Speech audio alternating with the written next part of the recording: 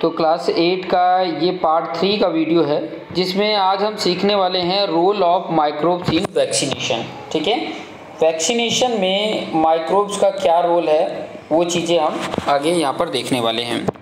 Vaccination is a process in which is given to improve the immunity of the body against the specific diseases.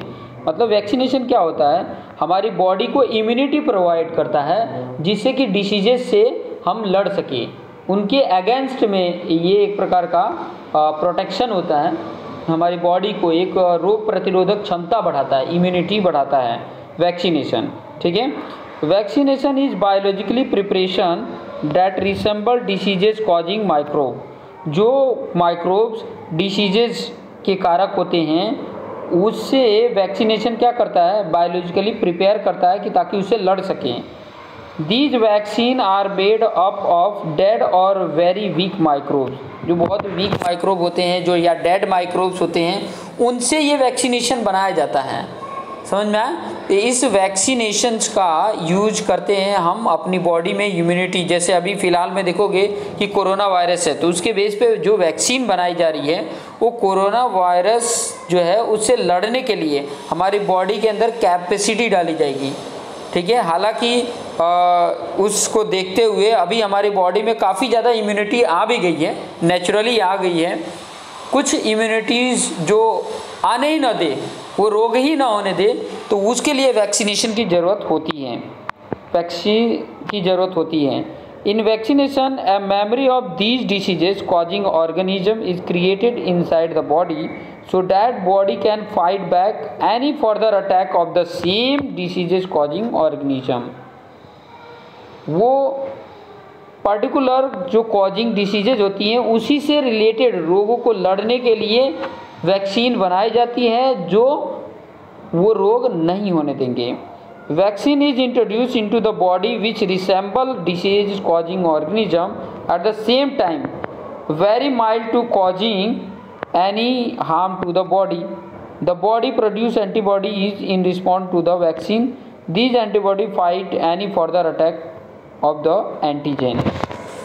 जो भी मतलब रोग होने वाले हैं उस रोग से लड़ने के लिए ये वैक्सीन होती है। जब ये वैक्सीन हमारे अंदर जाती है तो हमारी इम्यूनिटी बढ़ जाती है कि उस रोग को नहीं होने देता है। ठीक है, उस वो जो वायरस आने वाला रहता है उसको मार डालता है ये एंटीबायोटिक। आगे कुछ और देख सकते हैं। Antigen refers to any foreign substance inside the body. These can be chemical micro organism, जैसे बैक्टीरिया, वायरस हो सकता है, टॉक्सिन हो सकता है, पोलन हो सकता है। और antigen trigger immune system to produce antibody. Antibody recognise a neutral pathogen. Each antibody binds to specific antigen. जैसे देख सकते हैं यहाँ पे एंटीजन है जो आ रहा है और इसको एंटीबॉडी उसको प्रोटेक्ट कर रहा है। Vaccine has been use success. Diseases like small pox are eradicated. Many diseases like polio था, टेटनस था या मेसल्स थे has been reduce to large extents. Large मात्रा में उसको क्या कर दिया गया है, रिड्यूस कर दिया गया है, बहुत ही कम हो गए हैं। नहीं तो पहले बहुत छोटा सा अगर किसी ने काट भी लिया तो बहुत बड़ा प्रॉब्लम हो जाता था। नेक्स्ट हम देखने वाले हैं role of microbes in production of beverage. ठीक है, बेवरेज की प्रोडक्शन में भी माइक्रोब्स का बहुत ज़्यादा इंपॉर्टेंट रोल है। जैसे कि आइसक्रीम देख लेते हो, ब्रेड देख लेते हो, फिर बाद में अल्कोहल देख लेते हो, ये लोग का बहुत इंपॉर्टेंट रोल है माइक्रोब्स का। ठीक है, जैसे यहाँ पे देख सकते हैं yeast play an important role in the production of various alcoholic drink. और इसमें क्या होता है, सैक्रोमिक्स सीरीवेजी होता है। इस popular term as a brewer's yeast. देख सकते हैं ये उसके नाम है। ठीक है, और इसका फॉर्मूला है, जैसे देखिए ग्लूकोज है C6H12O6 ग्लूकोज का फॉर्मूला होता है। और ये किस में कन्वर्ट हो जाता है, एल्कोहल में कन्वर्ट हो जाता है और कार्बन डाइऑक्साइड निकल जाता है। This reaction take place in presence of enzyme और जाइमीज के प्रेजेंस में ये रिएक्शन होते हैं। और अल्कोहल जो जिसको एथेनॉल भी बोला जाता है produce as a result of this reaction. इस रिएक्शन से अल्कोहल जिसको एथेनॉल बोला जाता है वो प्रोड्यूस होता है। ठीक है, और ये अल्कोहल का फॉर्मूला देख सकते हैं C2H5OH।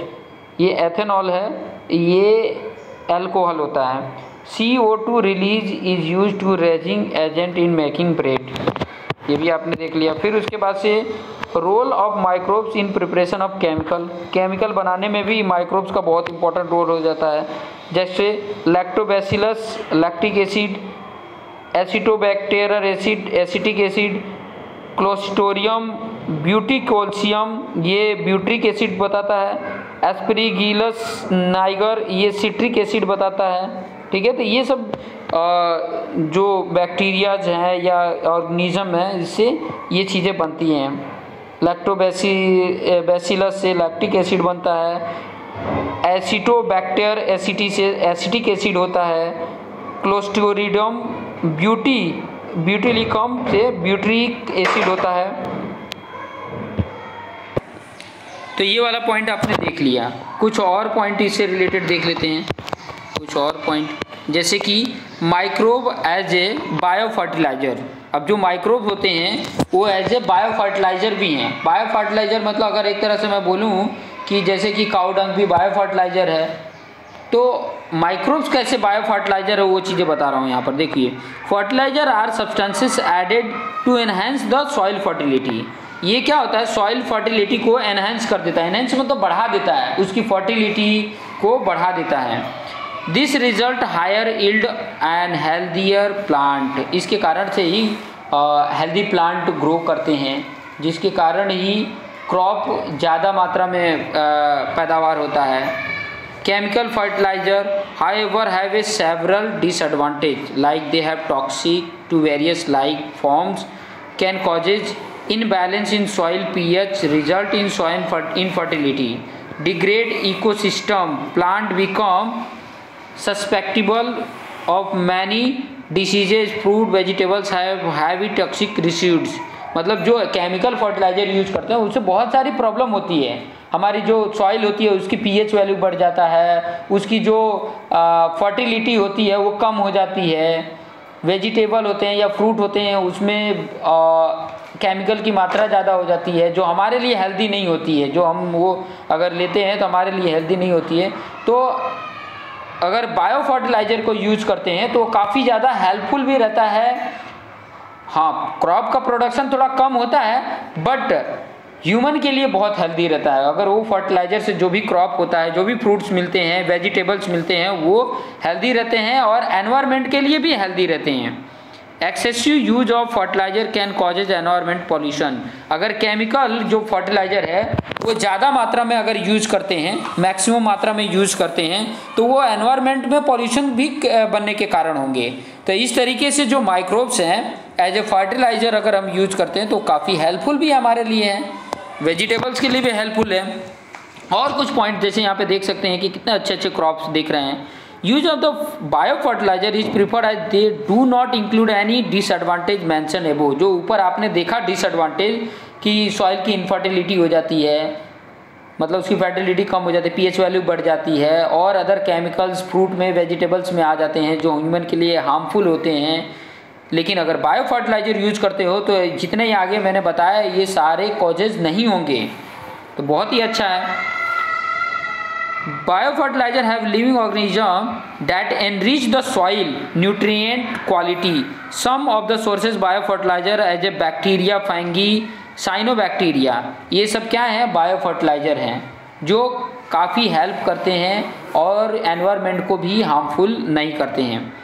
Rhizobium is an example of nitrogen fixing bacteria present in the root nodules of leguminous plant. Leguminous plant के रूट में ये होता है, कौन सा, राइजोबियम। ये नाइट्रोजन फिक्सिंग बैक्टीरिया होती है जो एक प्रकार की क्या होती है, बायो फर्टिलाइजर होती है, जो क्या करती है, nitrogen is a micronutrient for growth and development of plant. Rhizobium enriches soil with nitrogen. Nitrogen की बहुत ज़रूरत होती है सॉइल में, अगर नाइट्रोजन है तो काफ़ी फ़ायदेमंद रहता है। तो ये चीज़ें भी बहुत इंपॉर्टेंट है। जैसे यहाँ पे देख सकते हो root nodules of leguminous plant. Leguminous plant होता है, उसके रूट में काफ़ी ज़्यादा मतलब जैसे होता है ना कुछ चीज़ें, जैसे काउ डंक होता है, जब बुफेलो डंक होता है तो उसको एक बार एक जगह पे हम इकट्ठा कर लेते हैं, वो काफ़ी सड़ जाता है, फिर उसको हम जहाँ पे क्रॉप हमें ग्रो करना होता है वहाँ पर हम फैला देते हैं और उसके बाद से प्लॉगिंग कर देते हैं और उसमें मिट्टी में क्या हो जाता है, मिक्स हो जाता है, जो काफ़ी क्रॉप के लिए हेल्पफुल रहता है, उसकी फर्टिलिटी भी बढ़ा देता है, उसमें जान डाल देता है। सॉइल में बोला जाए ना तो क्रॉप के लिए जान आ जाती है, खिलखिला उठता है। Mycorrhiza symbiotic associate between fungi or certain plant also enhance the phosphorus content, which in turn help in better growth development of plant. They are resistant to pathogens. Pathogens ऐसी चीज़ होते हैं जो बीमारी फैलाने वाले होते हैं, तो उसको रजिस्ट भी करते हैं, रेजिस्टेंस भी होती हैं। फिर नेक्स्ट देखेंगे नाइट्रोजन साइकिल। बहुत इंपॉर्टेंट पॉइंट है नाइट्रोजन साइकिल, बहुत ही। नाइट्रोजन साइकिल अगर देखा जाए तो बहुत इंपॉर्टेंट है। अब वो किस तरीके से इंपॉर्टेंट है, किस तरीके से अगर उसको अच्छे से ध्यान में रखा जाए तो काफ़ी हेल्प हो सकती है, तो उसको भी मैं बता देता हूँ। Nitrogen cycle is all about movement of nitrogen between various element on the earth, like air है, सॉइल है, लिविंग ऑर्गेनिज्म है। The amount of nitrogen atmosphere remain constant, मतलब नाइट्रोजन का साइकिल है, लेकिन एनवायरनमेंट में जो इतना एनवायरनमेंट में अगर बोला जाए नाइट्रोजन की जितनी परसेंटेज है वो उतना कांस्टेंट रहेगा, लेकिन ये एक फॉर्म से दूसरे फॉर्म में चेंज होते रहता है। जैसे हाइड्रोलॉजिकल साइकिल देखे होंगे। Atmosphere has approx 78% nitrogen. Atmosphere में अगर देखोगे तो 78% नाइट्रोजन है, 21% ऑक्सीजन है और 1% में एनी अदर गैसेज आ जाते हैं। अब atmospheric nitrogen is fix into the soil. N2 fixing microbes convert ATM N2 जो होता है नाइट्रोजन कंपाउंड लाइक NH3 बना लेता है, N2 के साथ रिएक्शन करके NH3 बना लेता है। Plant utilise nitrogen from soil through root. Plant utilise करता है nitrogen from soil through the root के थ्रू वो क्या नाइट्रोजन लेता है। Animal utilise nitrogen feeding on plant. Animal utilise करते हैं नाइट्रोजन कैसे, फीडिंग ऑन प्लांट। प्लांट को हम खाते हैं, जो प्लांट को हम खाते हैं तो उसकी जरिए हमारे अंदर नाइट्रोजन आता है। When plant and animal die, जब प्लांट है या एनिमल है मर जाते हैं, डाई हो जाता है, तो nitrogenous waste are return to the soil. फिर बाद में क्या होता है, नाइट्रोजन सॉइल में चला जाता है। देखो एनिमल के अंदर नाइट्रोजन कैसे आता है, जब हम प्लांट को लेते हैं, क्योंकि प्लांट्स के अंदर भी होता है नाइट्रोजन। और प्लांट्स के अंदर नाइट्रोजन कैसे आता है, सॉइल के थ्रू। सॉइल और प्लांट के रूट के थ्रू उसके अंदर प्लांट में आ जाता है। Decomposer convert some part to nitrogen compound to be use by plant. Decomposer convert मतलब डिकम्पोज होके किस में कन्वर्ट हो जाती है। जैसे एनिमल है, डेथ हो गया या तो उसको दफना देते हैं तो उसकी जो बॉडी होती है वो किस में कन्वर्ट हो जाती है, नाइट्रोजन में। सॉइल को नाइट्रोजन प्रोवाइड कर देती है। चाहे कोई प्लांट ही है दबा हुआ ज़मीन के अंदर, सड़ गल के और मिट्टी बन जाता है, तो नाइट्रोजन प्रोवाइड कर रहा है सॉइल को। तो ये है मतलब किस तरीके से, देखो एक साइकिल बन रही है, किस तरीके से जा रहा है। Denitrifying bacteria convert into ATM N2 में कन्वर्ट हो जाती है, एटमॉस्फेयर में कन्वर्ट हो जाती है और N2 हो जाता है। ठीक है, बैक्टीरिया जो होती है डीनाइट्रीफाइंग बैक्टीरिया किस में कन्वर्ट हो जाती है, एटमॉस्फेयर में, और N2 दे देती है उसको। तो आप देख सकते हैं कि देखिए साइकिल में अगर मैं बात करूं तो एनिमल है, प्लांट है, एनिमल जितने भी हैं, चाहे वाइल्ड एनिमल हो चाहे सोशल एनिमल हो, हम सब सोशल एनिमल हैं, और कुछ वाइल्ड एनिमल होते हैं, कुछ पेट एनिमल होते हैं। तो ये सब एनिमल और प्लांट के ऊपर डिपेंड होते हैं। प्लांट कहाँ से नाइट्रोजन मिलता है, सॉइल से। सॉइल को नाइट्रोजन कहाँ से मिलता है, जो प्लांट एनिमल डेथ हो गए रहते हैं तो वो सॉइल को नाइट्रोजन देते हैं। और एनवायरनमेंट में नाइट्रोजन कैसे आता है, ये जो डीनाइट्रीफाइड बैक्टीरिया जो होते हैं वो एनवायरनमेंट को नाइट्रोजन देते हैं। तो इस तरीके से साइकिल बना हुआ है। ठीक है, इस तरीके का साइकिलिंग बनी हुई है। और आगे और कुछ पॉइंट देख लेते हैं।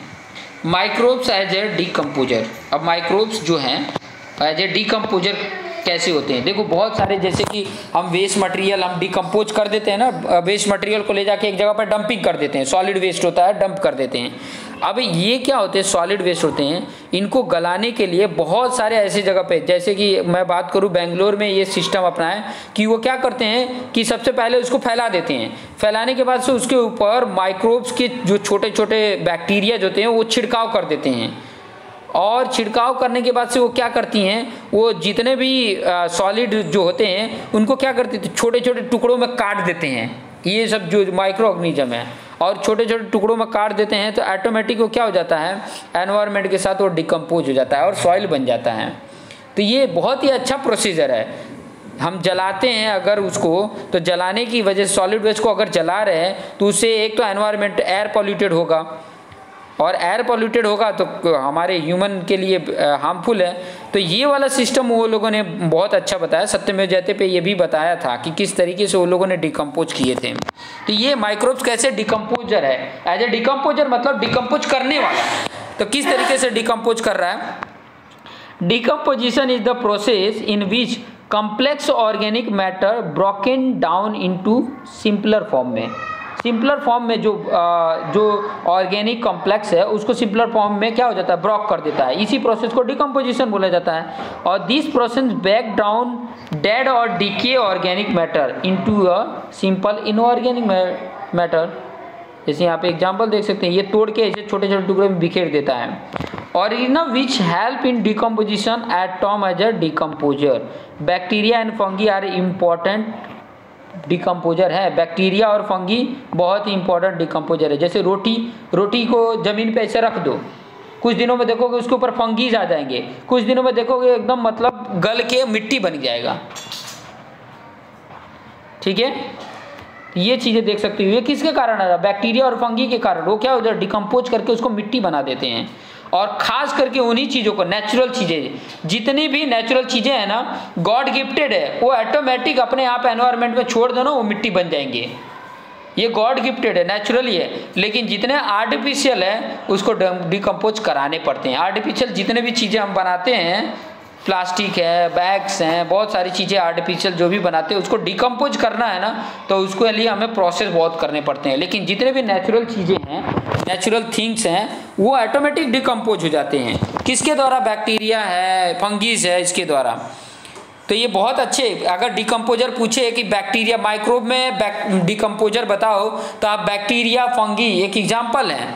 ये एक बहुत अच्छे डिकम्पोजर हैं। तो decomposer help environment to get rid of dead decay matter and also enrich the soil quality of better growth of plant. Soil की फर्टिलिटी भी प्रोवाइड कर देते हैं। अब देखो, अभी कोई एनिमल, कोई मर गया है, कोई एनिमल, उसको कहीं फेंक दिया गया है, तो धीरे धीरे क्या हो जाएगा, वो डिकम्पोज होकर मिट्टी बन जाएगा। और जब डिकम्पोज हो जाएगा ना, तो एक प्रकार का क्या है, सॉइल की फर्टिलिटी प्रोवाइड करेगा। आगे कुछ और पॉइंट देख लेते हैं। Harmful micro organism. अब ये जो पॉइंट है हार्मफुल माइक्रो ऑर्गेनिज्म, ये आपको नेक्स्ट वीडियो में बताऊंगा कि कौन कौन से। अभी तक तो हमने देखा कि कितने माइक्रो ऑर्गेनिज्म हैं जो हमारे लिए हेल्पफुल हैं। अब हम देखेंगे कि माइक्रो ऑर्गेनिज्म कौन कौन से हैं जो हमारे लिए हार्मफुल हैं, हमें नुकसान पहुंचाते हैं, किस तरीके से नुकसान पहुंचाते हैं, उनके नाम, ये सब चीज़ें याद रखने पड़ेंगे। तो नेक्स्ट पार्ट में आपको एक्सप्लेन करके बताएंगे। तो अभी के लिए इतना ही, देखते रहिए और अपने आप को बेस्ट बनाते रहिए। Thank you for watching this video.